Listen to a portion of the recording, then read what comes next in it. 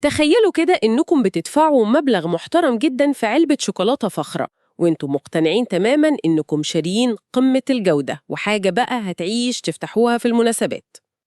الناس دايما بتفتكر إن الشوكولاتة دي حاجة ما بتعفنش. بالظبط. بس الحقيقة الصادمة بقى، لو الشوكولاتة دي محشية بحشوات طازجة بجد، فهي المفروض تعفن وتبوظ أسرع من رغيف العيش اللي سايبينه على رخامة المطبخ. أيوة، أسرع بكتير كمان مما تتخيلي. طب إزاي حاجة غالية كده ومفروض إنها بريميوم بتبوظ بالسرعة دي؟ ده اللي إحنا جايين نكتشفه النهاردة. أهلاً بكل اللي بيسمعونا في رحلة غوص جديدة في المصادر.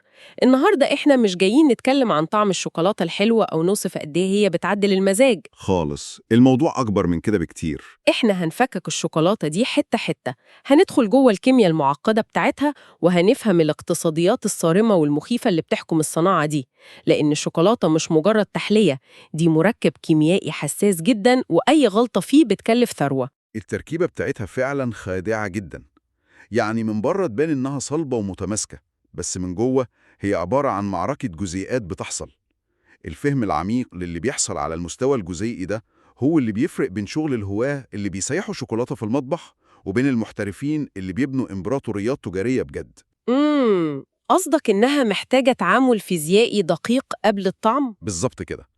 الشوكولاتة ليها طبيعة مزدوجة ومحتاجة دقة فيزيائية رهيبة قبل ما حتى نفكر هندوقها إزاي. طب خلينا نبدأ من الأول خالص. خلينا نبدأ من ال DNA بتاع الشوكولاتة الطبيعية، المكون السحري اللي بيحدد كل حاجة، وهو زبدة الكاكاو. زبدة الكاكاو بطلة القصة دي كلها. زبدة الكاكاو دي هي نقطة القوة اللي بتدي الشوكولاتة قيمتها، وهي برضو نقطة الضعف القاتلة. يعني إحنا بنتكلم عن مادة بتبدأ تنهار وتسيح عند درجة حرارة 21 أو 22 مئوية. رقم يخض بصراحة لو فكرنا فيه. جداً. يعني حرفياً مجرد ما الجو يبقى دافي شوية في الأوضة أو التكييف يفصل، الهيكل ده كله بيقع وبيسيح. براحتها. إزاي يعني؟ ما هي هتنشف وخلاص ولا إيه؟ لا خالص. أصل زبدة الكاكاو دي مادة متبلورة، يعني الجزيئات بتاعتها بتاخد أشكال هندسية معينة وهي بتنشف. علمياً بقى، زبدة الكاكاو ممكن تتبلور على 6 أشكال مختلفة أو 6 أنواع من الكريستالات. 6 أنواع؟ أنا كنت فاكرة إنها بتنشف وتبقى شوكولاتة وخلاص. شفتي بقى؟ نوع واحد بس، نوع واحد من ال6 دول هو اللي احنا عايزينه، وهو ده اللي بيدي الشوكولاتة اللمعان بتاعها وبيخليها تدي القطمة أو القرمشة اللي بتسمعيها لما تكسري اللوح. صوت الكراك ده. بالظبط. والأهم من ده كله إنه بيخليها تدوب في البق بنعومة مش في الإيد. الكريستال رقم 5 ده هو الهدف بتاع أي صانع شوكولاتة. طب يعني لو سيحتها وسبتها تبرد عادي كده على الرخامة في المطبخ، الجزيئات دي هتتجنن وتاخد الأشكال العشوائية التانية؟ بالظبط كده. لو بردت بشكل عشوائي هتتكون الكريستالات غير المستقرة زي كريستال 1 و2 و3. النتيجة هتبقى إيه؟ النتيجة كارثية. الشوكولاتة هتطلع هشة جدا، لونها مطفي ومجرب كده، وبيظهر عليها خطوط وبقع بيضة كأنها قديمة أو بايظة. يا خبر، أنا بشوف المنظر ده كتير وبفتكرها منتهية الصلاحية. هي مش منتهية الصلاحية، هي بس الجزيئات بتاعتها اتبلورت غلط، وطبعا بتفقد القرمشة تماما، وبيبقى ملمسها رملي في البق وما بتندغش حلو. عشان كده الصناعة دي بتعتمد على عملية معقدة جدا اسمها التمبرينج أو المعالجة الحرارية، صح؟ أيوة، التمبرينج ده هو قلب صناعة الشوكولاتة الطبيعية. بدون التمبرينج انت ما بتعمليش شوكولاتة، انت بتعملي عجينة كاكاو. عارف التمبرينج ده بيفكرني جدا بصناعة السيوف أو تشكيل الزجاج. تشبيه حلو قوي، كملي. يعني الحداد لما بيسخن السيف لدرجة حرارة عالية جدا، وبعدين ينزله في الزيت أو المية يبرده فجأة، ويرجع يسخنه تاني بدرجة أقل، هو مش بيلعب، هو بيجبر جزيئات الحديد والكربون إنها تترتب بشبكة معينة تدي السيف صلابة ومرونة في نفس الوقت. صح جدا. إحنا بقى في الشوكولاتة بنعمل نفس الحدادة دي، بس في زبدة الكاكاو. بنرفع الحرارة عشان ندمر كل الكريستالات العشوائية، وبعدين ننزلها ونرفعها تاني بدرجات محددة جدا عشان نجبر الكريستال المثالي بس إنه يتكون. التشبيه ده دقيق علميا بنسبة 100%. التمبرينج هو هندسة جزيئية. احنا بنتحكم في الحرارة بالدرجة الواحدة عشان نستنسخ الكريستال المثالي ده ونخليه يسيطر على كل الكتلة بتاعت الشوكولاتة. بس دي عملية مرهقة جدا ومحتاجة دقة مكن غالي أو خبرة يدوية عالية جدا من الشيف. عشان كده هي مكلفة، وعشان كده برضو بيظهر البديل اللي بيريح الدماغ للصناع اللي مش عايزين وجع القلب ده. قصدك الشوكولاتة البديلة، أو اللي بنسميها في السوق الكومباوند. بالظبط. الشوكولاتة الكومباوند دي بتغير قواعد اللعبة تماماً. دي اللي بشيل زبدة الكاكاو منها خالص من المعادلة وبحط مكانها دهون نباتية، صح؟ زي زيت النخيل مثلا. أيوة، وده بيحل مشكلة الحرارة بشكل سحري. النتيجة إن الشوكولاتة الكومباوند دي بتستحمل حرارة لحد 36 درجة مئوية من غير ما تسيح. 36 درجة؟ يعني ولا محتاجة تمبرينج ولا هندسة جزيئية ولا وجع قلب. خالص، بل بالعكس، يفضل الشغل بيها وهي دافية بين 35 و 40 درجة. بتتصبيها في القوالب وتسيبيها تنشف وتتباع. سهلة جدا. طب سؤال بديهي جدا بقى، ليه أي حد عاقل بيعمل مشروع يختار يشتغل بالطبيعي المعقدة دي طالما الكومباوند أسهل بكتير وبتستحمل جو الصيف بتاعنا ده؟ سؤال ممتاز. السر كله هنا في درجة حرارة جسم الإنسان، وتحديداً درجة حرارة البق. اللي هي حوالي 37 درجة مئوية. بالظبط. زبدة الكاكاو الطبيعية بتسيح فين؟ عند 34 أو 35. يعني بمجرد ما تحط قطعة الشوكولاتة الطبيعية على لسانك بتدوب فوراً وبسلاسة. وبتسيب كل النكهات الغنية تنفجر في البق من غير أي مجهود، صح؟ أيوة. لكن تعالي بقى للدهون النباتية زي زيت النخيل اللي في الكومباوند. درجة انصهارها أعلى من درجة حرارة بق الإنسان. يا نهار أبيض! يعني ما بتسحش كلها في البق؟ ما بتسيحش بسهولة، وبتسيب طبقة شمعية لزجة كده على سقف الحلق واللسان. عارفة الملمس ده؟ طبعا. ده الملمس اللي بيخلي الناس تقول على الشوكولاتة دي طعمها رخيص أو ما بتندخش حلو وبتلزق. بالظبط كده. فاللي بيختار يشتغل بالطبيعية بيقرر يتحمل كل التعقيد الصناعي ده عشان يوصل لتجربة التذوق الأصلية والنظيفة دي اللي الزبون بيقدرها. يعني نقدر نقول إن ضريبة الجودة هي العذاب في التصنيع. طب بص، خلينا نمشي ورا السيناريو ده خطوة خطوة. أنا دلوقتي عملت تامبرينج وطلعت لوح شوكولاتة طبيعية لامع ومثالي ومقرمش وكل حاجة. تمام، مجهود يحترم. بس الجو عندي في المكان 28 درجة مثلا، وزبدة الكاكاو زي ما قلنا بتنهار عند 22. الحل البديهي لأي إنسان في الموقف ده، هاخد الشوكولاتة دي وارميها في التلاجة. التلاجة بتسقع وبتحافظ على الأكل. أوه، التلاجة دي أكبر غلطة ممكن أي حد يعملها. ليه بس؟ المفاجأة في المصادر إن التلاجة دي بتعتبر حرفياً مقبرة للشوكولاتة. إزاي جهاز التبريد يكون هو العدو الأول؟ بصي، المشكلة مش في البرودة في حد ذاتها، المشكلة في التغير المفاجئ للحرارة والرطوبة. يعني الصدمة الحرارية؟ بالظبط. التلاجات العادية اللي في بيوتنا بتسحب درجات الحرارة لتحت 10 درجات مئوية. لما تحط الشوكولاتة في البيئة دي هي بتسقع جدا. طب ما ده المطلوب، إنها تسقع وما تسحش. بس انت هتاكليها جوه التلاجة؟ لا، انت هتطلعيها للجو العادي الدافي. أول ما تطلعيها بيحصل ظاهرة اسمها التعرق أو التكثيف الحراري. تعرق؟ الشوكولاتة بتعرق؟ أيوة، بخار المية اللي في الجو الدافي بره بيخبط في السطح الساقع جدا بتاع الشوكولاتة وبيتحول لنقط مية حقيقية على السطح. فهمت. زي بالظبط لما تطلع إزازة بحاجة ساقعة مشبرة من التلاجة في شهر أغسطس، تلاقيها في ثواني بقت كلها نقط مية وبتنقط على الترابيزة. تشبيه في محله جدا. المية دي بقى بتعمل كرفة في الشوكولاتة اسمها تزهير السكر أو الشوجر بلوم. إيه تزهير السكر ده كمان؟ المية اللي اتكثفت على السطح دي بتدوب السكر اللي جوه الشوكولاتة، ولما المية دي ترجع تتبخر مع الوقت السكر ده بيفضل على السطح على شكل بلورات بيضة خشنة. يا خبر! عشان كده أحياناً بلاقي الشوكولاتة عليها طبقة بيضة خشنة كده وافتكرها باظت. هي فعلا باظت كمنتج احترافي، بيبقى شكلها مجرب وملمسها خشن جدا. ده غير إن الشوكولاتة الطبيعية عاملة زي السفنجة، بتسحب أي روايح من التلاجة. يعني ممكن طعمها يلقط من توم أو بصل أو أي أكل تاني متخزن معاها. بالظبط. تطلع الشوكولاتة تلاقي طعمها طبيخ. طب لو التلاجة بتدمرها بسبب الصدمة الحرارية والرطوبة والجو بره بيسيحها، أنا كده محتاج بيئة معزولة بالكامل.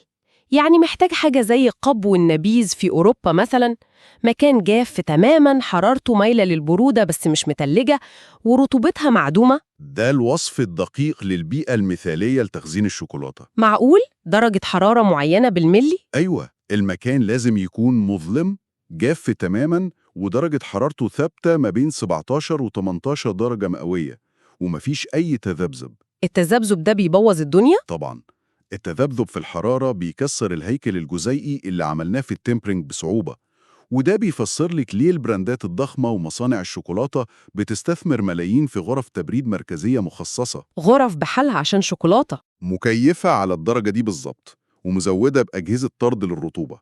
الموضوع مش مجرد رف في تلاجة عرض، دي بنية تحتية كاملة عشان بس نحافظ على المنتج سليم لحد ما يوصل للزبون. ياه، كمية تفاصيل مرعبة. طب لحد هنا إحنا بنتكلم عن الشوكولاتة السادة الخام، بس الفن الحقيقي وإبهار الناس بيجي من الإبداع بقى. الحشوات، الألوان، الأشكال اللي بتلمع زي الجواهر دي مرحلة الفن بقى، التشكيل. بالظبط. خلينا ندخل في مرحلة التشكيل. أنا بشوف قوالب شوكولاتة عليها ألوان خرافية، أحمر وأخضر وذهبي، وبتلمع جدا. الألوان دي بتيجي إزاي من غير ما تبوظ كيمياء الشوكولاتة اللي عمالين نظبط فيها من الصبح؟ تلوين الشوكولاتة ده فخ تاني خالص ومحتاج حرص. ليه؟ ما الألوان الصناعية مالية السوق. الشوكولاتة الكومباوند تلوينها سهل فعلا، ليها ألوان زيتية أو بودرة بتتحط عليها وتشتغل عادي، بس إياك تستخدم الألوان دي مع الشوكولاتة الطبيعية. إيه اللي هيحصل يعني؟ الشوكولاتة الطبيعية زي ما قلنا مبنية على زبدة الكاكاو، فلو حطيتي عليها أي لون فيه نسبة مية أو تركيبة زيتية مختلفة، الشوكولاتة بيحصل لها قفشة، أو بالإنجليزي بيسموها سيزنج. قفشة؟ يعني إيه بتقفش؟ بتكلكع وتبقى كتلة صلبة باظت ومش هتنفع تتشكل أبدا، كأنك حطيتي مية على أسمنت. طب ونلونها إزاي لو الألوان العادية بتبوظها؟ عشان نلون شوكولاتة طبيعية لازم نستخدم ألوان بودر مخصصة، والأهم إننا ندوبها في زبدة كاكاو إضافية. يعني زبدة الكاكاو هنا بتتحول لوسيط للألوان؟ مش بس للألوان، زبدة الكاكاو ليها دورين أساسيين جدا في مرحلة التشكيل دي. إيه هما بقى؟ الدور الأول، لو بتصب الشوكولاتة في قوالب معقدة جدا فيها تفاصيل صغيرة زي أوراق شجر أو حروف دقيقة، الشوكولاتة الطبيعية ممكن تكون لزجة شوية وما توصلش لأدق الزوايا في القالب. فبنعمل إيه؟ نخففها؟ بالظبط، بنضيف من 50 ل 100 جرام زبدة كاكاو لكل كيلو شوكولاتة سايحة، ده بيزود سيولتها جدا وبيخليها تاخد شكل القالب بالملي. والدور التاني هو التلوين اللي اتكلمنا عنه. دقيقة زي بتاعة رش العربيات كده. مسدسات رش؟ إحنا قلبنا على ورشة. حرفياً بنرش بيها القوالب الفاضية من جوه قبل ما نصب الشوكولاتة، ده اللي بيديها اللمعة والألوان المبهرة اللي بتشوفيها وتفتكريها جواهر. جميل، عملنا القالب ولوناه وبقى تحفة فنية. هنيجي بقى الأخطر جزء واللي أنا شخصياً مصدومة منه في المصادر. الحشوات. بالظبط. إحنا بنموت في الشوكولاتة المحشية، جناش، كريمة، عصاير فاكهة طبيعية زي الفراولة والتوت والبرتقال. كل ده بيدي طعم خرافي وبيخليها بريميوم. طعم خرافي فعلاً، بس ليه تمن. ده تمن غالي جدا. المصادر بتقول إن أول ما بنحط الحشوات دي جوه الشوكولاتة، إحنا حرفياً بنشغل عداد قنبلة موقوتة لعمر الشوكولاتة دي. للأسف دي الحقيقة. يعني لوح الشوكولاتة الخام السادة ممكن يقعد سنة على الرف زي الفل، ما فيهوش مشكلة.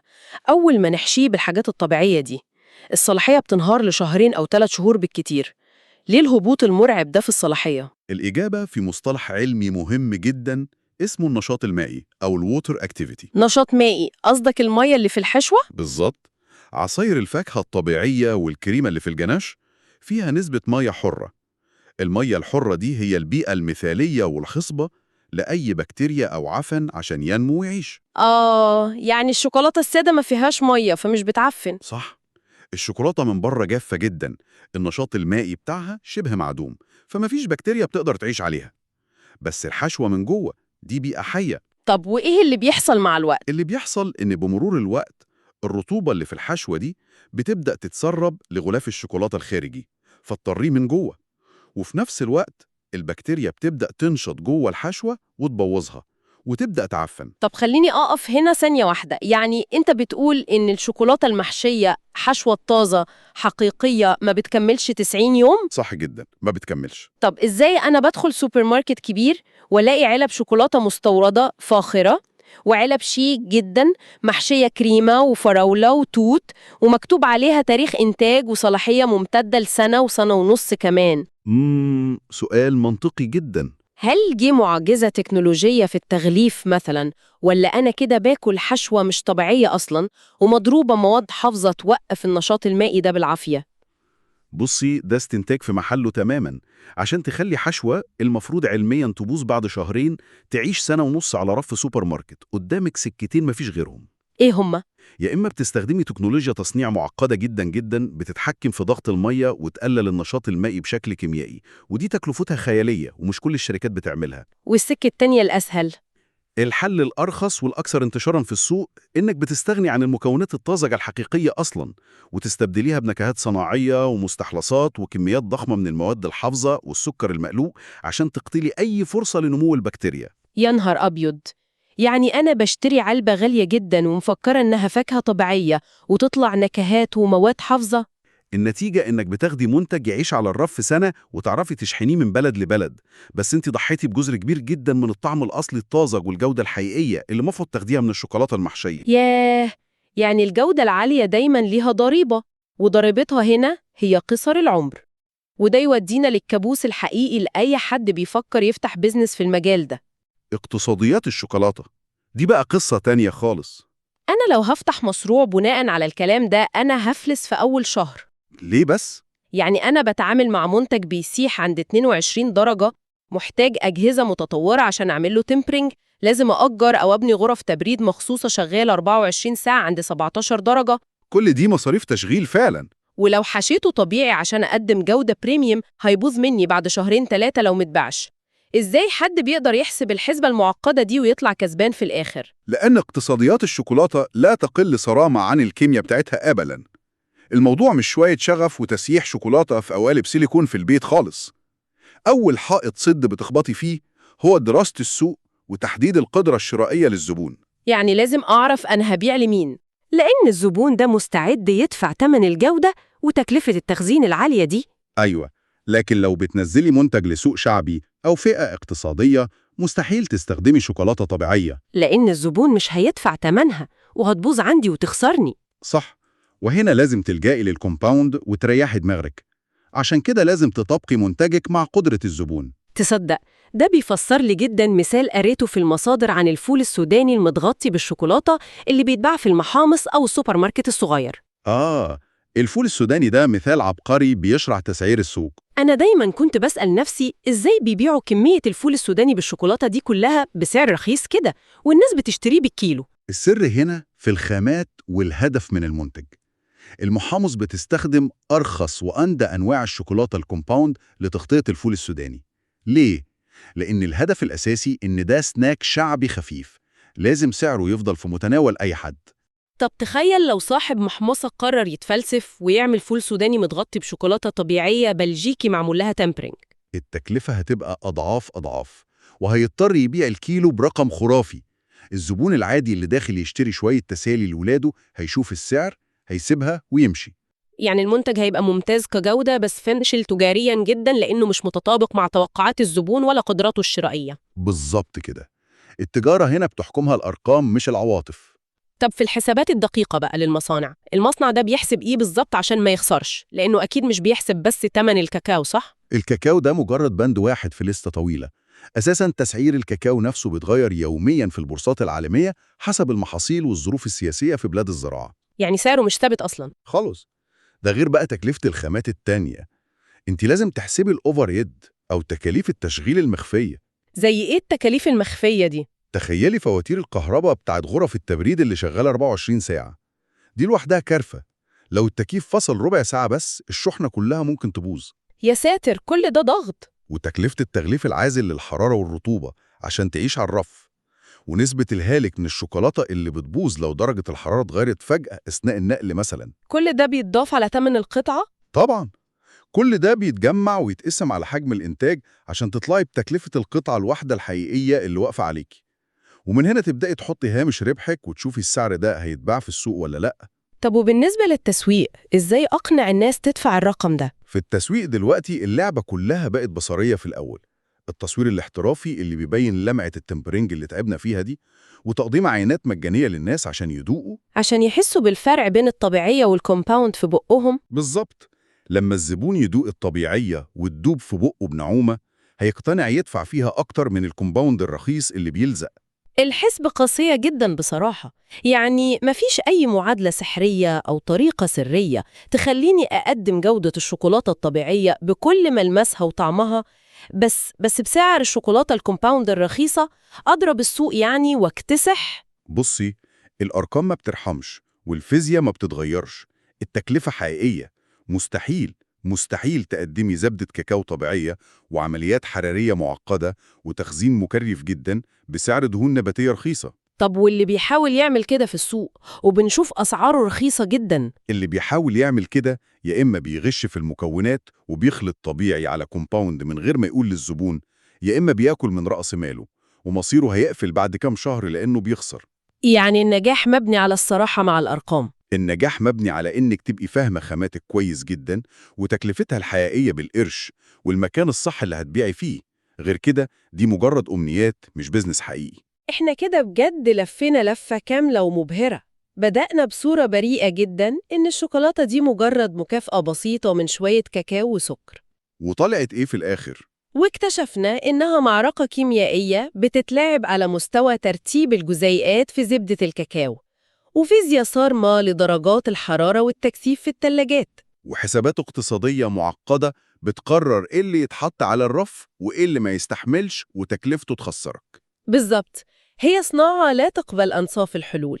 كل خطوة من أول اختيار حبة الكاكاو لحد شكل التغليف ليها مبرر علمي صارم وتبعات مالية ضخمة. الجهل بأي خطوة فيهم زي ما قلنا بيدمر المنتج بالكامل وبيطير فلوسك. الأكيد إن بعد كل التفاصيل العلمية والاقتصادية دي، نظرة أي حد فينا لقطعة الشوكولاتة مش هترجع زي الأول أبداً. أكيد لأ، التقدير للمجهود ده هيختلف. يعني الكل اللي بيسمعونا لما تشتري قطعة وتمسكها المرة الجاية وتلاقيها بتلمع وما بتسحش في إيدك فوراً، ولما تقطمها تسمع صوت الكراك الخفيف ده، وتدوب في البق بنعومة. هتعرف وقتها كمية العذاب والهندسة الحرارية والكهرباء والحسابات الدقيقة اللي اتعملت عشان القطعة دي توصلك سليمة من غير ما لونها يطفي أو تعرق وتسكر من التلاجة.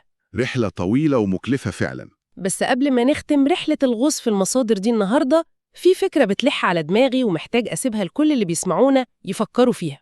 اتفضلي. إحنا اكتشفنا النهاردة إن الشوكولاتة المحشية بمكونات طازجة حقيقية هي حرفياً منتج زراعي طازج، عامل زي اللبن، العيش أو الجبنة الطازجة. حاجة حية وصلاحيتها قصيرة جدا. بالظبط، ما بتتعداش كام شهر وبتبوظ. وده يخلينا نسأل نفسنا سؤال مستفز شوية كده في الآخر. إيه هو؟ هل ده معناه إن علب الشوكولاتة الفاخرة جدا المستوردة اللي بنشتريها بأرقام خيالية من المطارات أو المحلات الكبيرة في المولات واللي بتسافر عبر المحيطات وتفضل مرصوصة على الأرفف لشهور وسنين، سؤال خطير. هل الشوكولاتة دي فاقدة لجزء كبير من روحها الطازجة أو مدججة بتقنيات حفظ ومواد كيميائية بتقتل التجربة الأصلية اللي الخبراء بيتكلموا عنها؟ نقطة اصطحت افتكار لا. وهل ممكن مجرد احتمال يعني إن الشوكولاتة اللوكال الطازة اللي بتتعامل في نفس اليوم في محل صغير في بلدك بس صاحبها فاهم كيمياء الشوكولاتة كويس وبيستخدم خامات حقيقية، وعاملها تمبرينج صح؟ هل ممكن تكون دي في الحقيقة أفخم وأجود وأغنى في الطعم من أغلى براند عالمي متخزن بقاله شهور على الرف؟ سؤال هنسيبه ليكم تفكروا فيه المرة الجاية اللي تقرروا تدفعوا فيها مبلغ كبير في علبة شوكولاتة غالية مستوردة. شكراً جداً لكل اللي بيسمعونا، ونتمنى تكون رحلة الغوص دي غيرت طعم الشوكولاتة في بقكم للأبد.